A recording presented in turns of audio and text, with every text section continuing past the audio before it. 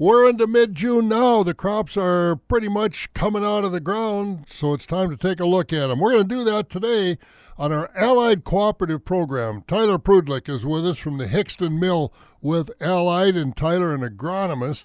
And Tyler, in the middle of June here, as we get to this point, the crop is in, the crop is starting to come up. What are some of the things we should be doing as far as making sure we're going to have a good growing season as we get into the middle of June now?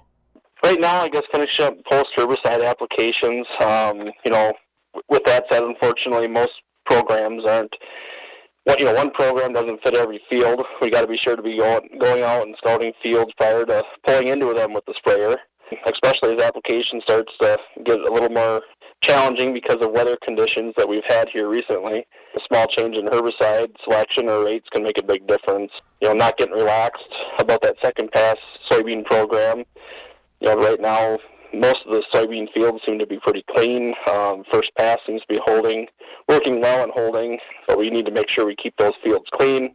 Some of those later germinating weeds like water hemp can potentially escape pre-emerge applications, so just to keep that in mind. Have you seen any of that yet, some of those escapes from the earlier applications? Other than your check strips, they've been pretty good. Most programs, guys have done a good job at selecting herbicides and putting good programs together. I would say right now things are looking pretty clean on the fields that have had that first full application. Oh, that's good. Tyler, one thing I don't think a lot of guys do, I know as an agronomist you do, but tissue sampling. How important is that, and is this a good time to do that in the middle of June? Yeah, we're kind of starting to get into side dressing corn here now. Tissue sampling before side dress is a great tool for, making changes to fertility plans, allowing you to see how the crop is holding up with the pre-plant fertilizer. Pretty soon here we're going to start seeing, if we haven't seen it already, start seeing V6 corn and sampling before that. That helps indicate if there are any deficiencies out there, allow you to make some corrections before the plant starts determining that ear girth. One big thing with side dress to think about is your soil mobile nutrients, things like, obviously typically you're side dressing nitrogen, but your sulfur and your boron out there, side dressing those nutrients that move through the soil with moisture. Boron often gets overlooked, but it's crucial during the reproductive stages. So tissue sampling paired with side dressing, kind of allows you a little more targeted application, more field-by-field targeted application.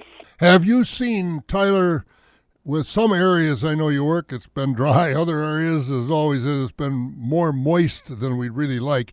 Have you seen any indication of any nitrogen leaching yet?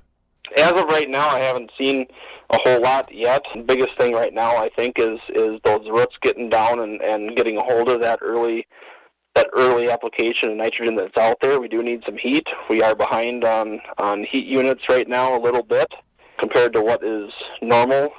Depending on when you got in the ground, most guys got it in that 2-week stretch in the beginning of May when we had good heat, and then since then until now, it's really been fairly cool. Yeah, we need heat, that's for sure. And then maybe the end of this week we will have our prayers answered, 80s and even 90s. What about pests? I mean, we've seen armyworms, leafhopper, weevils on first crop. What have you seen, and what can we do from here on out, or should we do?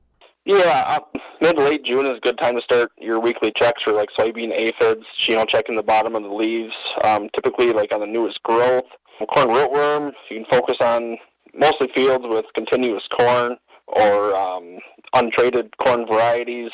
You can examine the roots, on selected plants, checking for feeding or damage, brown, chewed tips, broken roots.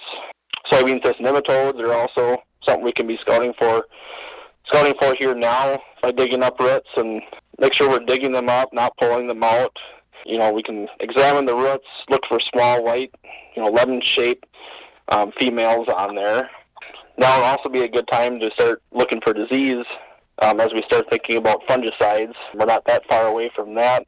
With the cool, wet weather we've had, northern corn leaf blight is good conditions for that. It can become a problem. A fungicide application on corn, before tassel, at tassel, when the corn is most susceptible to disease, can help fight off issues like that, with like northern corn leaf blight and tar spot. And fungicide application also helps suppress white mold in soybeans. But speaking to any of your agronomy advisors at different locations about fungicide, they can help you work through different products, making a decision and talking about the ROI on a field by field or farm by farm basis for you. Yeah, always something to do, and in mid-June we're especially busy. Hey, Tyler, thank you, and get out in those fields and take a look and help those guys get these crops growing the way they should be, all right? Will do. Thanks, Bob. All right, Tyler Prudlick, an agronomist with Allied Cooperative. Tyler's down there in that Hickston Mill area with our Allied Cooperative program. I'm Bob Bosold.